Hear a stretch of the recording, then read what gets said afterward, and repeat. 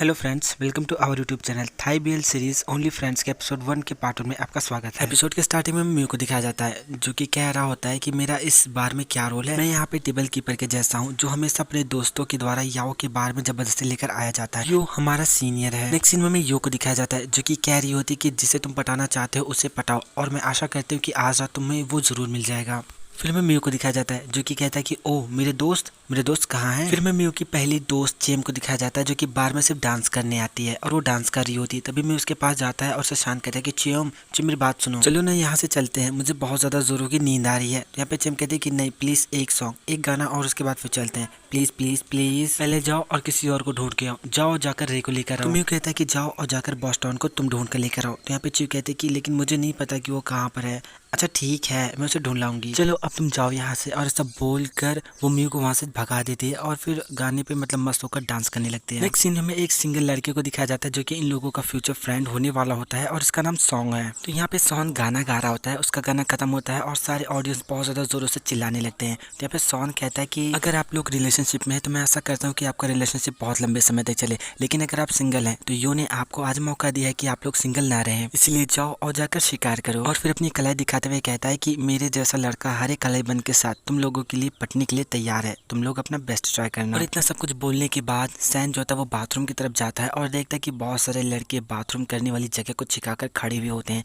वो जाता है एक टॉयलेट का रूम नॉक करता है लेकिन वो नहीं खुलता और जब दूसरा वाला रूम ओपन करता है तो वहाँ पे वो देखता है कि कमोड पे एक लड़का लेटा हुआ है और वो लड़का रे होता है। और ये म्यू का ऐसा दोस्त है जो कि हमेशा नशे में रहता है। तो यहाँ पे सैन जो था वो रे से पूछता है कि क्या तुम ठीक हो, तुम्हारे दोस्त कहाँ है। रे कहता है कि मैं ठीक हूँ, वैसे तुम कौन हो, क्या हम दोनों एक दूसरे को जानते हैं। यहाँ पे सैन कहता है कि नहीं, हम दोनों एक दूसरे को नहीं जानते, लेकिन मैं तुम्हें बता दूं कि ये बाथरूम है ना कि तुम्हारा बेडरूम। अगर तुम बहुत ज्यादा ड्रंक हो तो तुम घर जाओ, यहाँ पर बैठकर लोगों के लिए मुसीबत मत बनो। तो यहाँ पे रे गाली देते हुए कहता है कि तुम्हारा इससे क्या मतलब है, ये मेरा मामला है, मैं चाहे नशे में रहूं या चाहे जो रहूं, क्या तुम मेरे फादर हो, हाँ जो तुम अपना दुनिया भर का क्या बताऊं गाली देके बोल रहा होता है कि तुम अपनी नाक और पता नहीं क्या क्या घुसेड़ रहे हो बीच में। तो यहाँ पे सॉन कहता है कि मैं तुमको बहुत प्यार से वार्निंग दे रहा था लेकिन तुम बाप तक पहुंच गए, मैं यहाँ पे पी करने आया था, हाँ और तुमने मेरा रास्ता रोक के रखा है, क्या मुझे तुम्हारे सर पे पी करना चाहिए। यहाँ पे रे गुस्से से सैन का कॉलर पकड़ लेता है और यहाँ पे सैन भी रे का कॉलर पकड़ लेता है। तब यहाँ पे म्यू आता है और वो इन दोनों को अलग करता है। तो यहाँ पे रे म्यू से कहता है कि ये घटिया आदमी मुझसे झगड़ा कर रहा है, इसने मुझसे कहा कि ये मेरे सर पे पी करेगा यानी कि शुशु करेगा। यहाँ पे सैन कहता है कि तुम ये क्या बकवास कर रहे हो, अगर यहाँ पर किसी ने झगड़े की शुरुआत की है और किसी ने रास्ता रोक के रखा था तो वो तुम हो। तो यहाँ पे म्यू जो था वो सैन से कहता है कि मैं अपने दोस्त की तरफ से माफी मांगता हूँ, वो बहुत ज्यादा नशे में है। तो यहाँ पे सैन कहता है कि ठीक है, अपने दोस्त पे नजरें रखो और उसके शब्दों पे ध्यान दो, अगर ये किसी गुंडे मवाले से उलझाना तो शायद ये दोबारा उठ पाए। और इतना बोलकर सैन बाथरूम के अंदर चला जाता है और यहाँ पर रे चिल्लाता रहता है। तो म्यू जो था वो रे को वहाँ से लेकर जाता है। बाहर के अंदर पहुँचने के बाद रे कहता है कि म्यू मुझे एक और ड्रिंक करना है। तो यहाँ पे म्यू कहता है कि तुम ठीक से चल भी नहीं पा रहे हो और तुम और ज्यादा ड्रिंक करना चाहते हो। नहीं बिल्कुल भी नहीं। तभी हमें एक हॉट से लड़की को बारटेंडर से ड्रिंक लेते हुए दिखाया जा रहा होता है और तभी यहाँ पे म्यू जाकर उसे टकरा जाता है और सारा का सारा ड्रिंक उस हॉट से लड़के के ऊपर गिर जाता है। ये हॉट से लड़का हमारा मेन लीड एक्टर है और इसका नाम टॉप टियर है। म्यू जो तो वो टॉप को सॉरी बोल रहा होता है क्योंकि उसने टॉप के ऊपर ड्रिंक गिराई हुई होती है और फिर एक पेपर लेकर वो टॉप से कहता है कि लाओ मैं इसे पोंछ दूं और वो टॉप का शर्ट जो था वो पोंछने लगता है। तो यहाँ पे टॉप म्यू से कहता है कि कोई बात नहीं, मैं ये खुद से कर सकता हूँ। तभी वो म्यू के हाथों पर व्हाइट ब्रेसलेट देखता है और उसे कहता है कि तुमने सफेद जो है वो कलाईबंद पहना है और इसका मतलब ये है कि मैं तुम्हें हिट कर सकता हूँ, यानी कि मैं तुम्हें पटा सकता हूँ, पटाने की कोशिश कर सकता हूँ। तो यहाँ पे ये कहता है कि तुम ऐसा नहीं कर सकते हो, ये मेरा दोस्त है और मैं तुम्हें अलाउ नहीं करता कि तुम इसे पटाओ। तो यहाँ पे म्यू रे से कहता है कि रे क्या आज तुम बार में सभी लोगों से झगड़ा करने वाले हो, चलो यहाँ से। नेक्स्ट सीन में हमें म्यू के ग्रुप के हंटर को दिखाया जाता है जिसका नाम बॉस्टन है और वो हमेशा किसी न किसी शिकार के तलाश में रहता है। तो बॉस्टन उस लड़के का हाथ पकड़ता है और उसके हाथों पे यानी कि कलाई पे लाल रंग का कलाई बंद दे के उससे कहता है तो इसका मतलब ये है कि तुम किसी और के हो,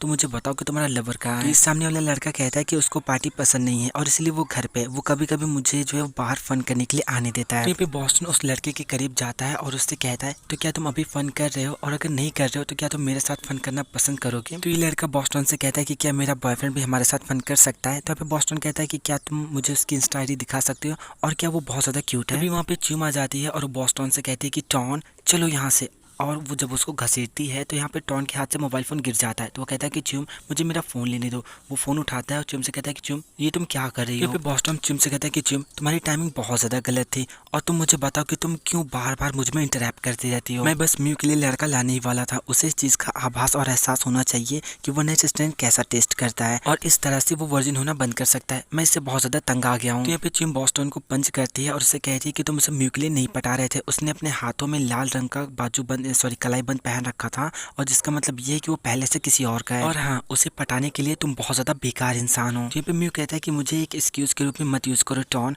मेरी वर्जिनिटी को अकेला छोड़ दो बॉस टॉन, और अगर तुम सच में मेरी मदद करना चाहते हो तो तुम रे का ख्याल रखने में मेरी मदद करो, इसे लो और इसे ले जाकर इसके घर छोड़ के आओ। तो यहाँ पे बॉस टॉन कहता है कि मैं ही क्यों? तो यहाँ पे म्यू कहता है क्योंकि मैं और चॉयम हम दोनों में से कोई भी ड्राइव नहीं कर सकता। बॉस टॉन कहता है कि और तुम, क्या तुम कुछ भी कर सकते हो सिर्फ ये कहने के सिवा कि तुम अपने दोस्तों से बहुत ज्यादा प्यार करते हो?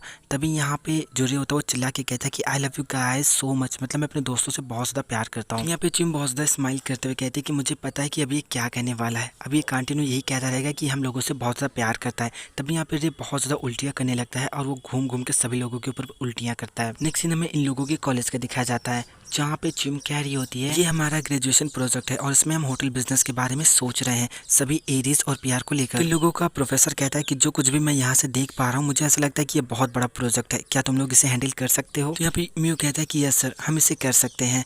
और हमें यहाँ पे दिखाया जाता है बॉस्टन को, जो कि पूरी तरीके से खड़े खड़े ही सो रहा होता है। यहाँ पे प्रोफेसर मुझसे कहता है कि अगर तुमने इस प्रोजेक्ट में ए स्कोर नहीं गेन किया तो तुम अपने ऑनर के टाइटल को खो दोगे। यहाँ पे म्यू कहता है कि आप चिंता मत कीजिए सर, हम लोग एक दूसरे की मदद करेंगे। तो यहाँ पे इनका टीचर कहता है कि क्या तुम लोग श्योर हो? जरा अपने दोस्त को देखो, ये यहाँ पर हैंगओवर होकर खड़ा है। तो यहाँ पे म्यू रे को जगाता है, तो रे कहता है कि नहीं सर, मुझे हैंगओवर नहीं हुआ, एक्चुअली मैं सब कुछ सुन रहा था, मैंने अपने डैड से इस घर के लिए बात की है, और अगर आप हमें ए ग्रेड देते हैं तो हम अभी इसकी शुरुआत कर सकते हैं। तो प्रोफेसर कहता है कि तुम पे डिपेंड करता है कि तुम क्या कर सकते हो। और फिर वो बॉस्टन से कहता है कि और मिस्टर बॉस्टन, क्या तुम इन लोगों को कोऑपरेट कर रहे हो? तुम इन लोगों की कैसे मदद करोगे? तो यहाँ पे बॉस्टन कहता है कि जी सर, मैं बिल्कुल इनकी मदद करूंगा और मैं जो है बहुत ज्यादा सपोर्टिव हूँ, ये लोग मुझे जो कहेंगे मैं वही कर लूंगा। यहाँ पे प्रोफेसर कहता है ठीक है, फिर मैं आशा करता हूँ कि तुम लोग ये कर पाओ। तो यहाँ पे रे कहता है कि जी बिल्कुल सर, आप चिंता मत कीजिए, हम लोग इसे जरूर कर लेंगे। एक सीन में इन लोगों को रे के फादर के पुराने घर के सामने दिखाया जाता है, जहाँ पे लोग घर के अंदर इंटर करते हैं, और मैं इन लोगों को बताता है कि हमें इस घर पे क्या क्या मतलब रिनोवेशन करना है, कहाँ पे क्या करना है, कहाँ पे पुल बनाना है, कहाँ पे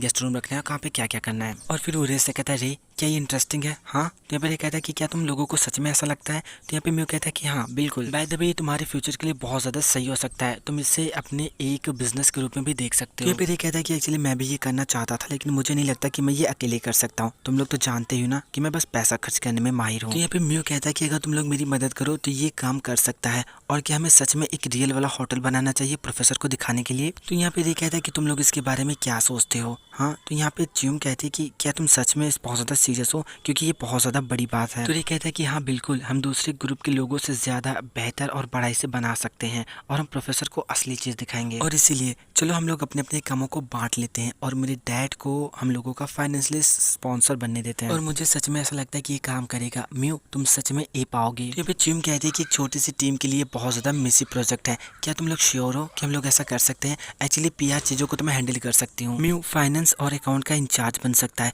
लेकिन जरा इस जगह को देखो, इसमें बहुत ज्यादा रिनोवेशन की जरूरत है और इसमें डिजाइन भी डालनी पड़ेगी। और फिर क्या हमें इन सब चीजों को बॉस टॉन यानी कि टॉन को हैंडल करने देना चाहिए? टॉन क्या तुम हमें सुन भी रहे हो? यहाँ पे बॉस टॉन यानी कि टॉन कहता है कि हाँ मैं सुन रहा हूँ। तो यहाँ पे चिम कहती है कि क्या तुम हमारे साथ हॉस्टल बनाना चाहते हो या फिर अपने डैड की तरह एक मसाज पार्लर खोलना चाहते हो? तो यहाँ पे टॉन कहता है कि नहीं, ऐसा कुछ भी नहीं है। तो तुम मुझे बताओ कि तुम लोगों को किस चीज में मेरी मदद चाहिए? तो यहाँ पे म्यू कहता है कि उसने ये कहा कि क्या तुम किसी ऐसे इंसान को ढूंढ सकते हो जो कि बिल्डिंग डिजाइन करने में हमारी मदद कर सकता हो, और क्या तुम्हारा कोई दोस्त भी है? हाँ। तो यहाँ पे टॉन जो था वो थोड़ी देर सोचता है, उसके बाद कहता है कि हाँ मेरा एक दोस्त है, मैं इसे हैंडल कर लूंगा, उसका काम वाकई में बहुत ज्यादा अच्छा है और इसलिए मैं उसे एक मौका और दूंगा अपना काम करने के लिए। नेक्स्ट सीन में हमें टॉन को दिखाया जाता है एक मोबाइल शॉप के सामने। वो मोबाइल शॉप में एंटर करता है तो वहाँ पे एक लड़का बैठा हुआ था। टॉन उसके सामने जाता है और कहता है कि हे नोंग, मैं अपना फोन रिपेयर करवाना चाहता हूँ। एक्चुअली नोंग का मतलब छोटू या छोटे भाई शब्द से होता है, मतलब इसी तरीके का होता है।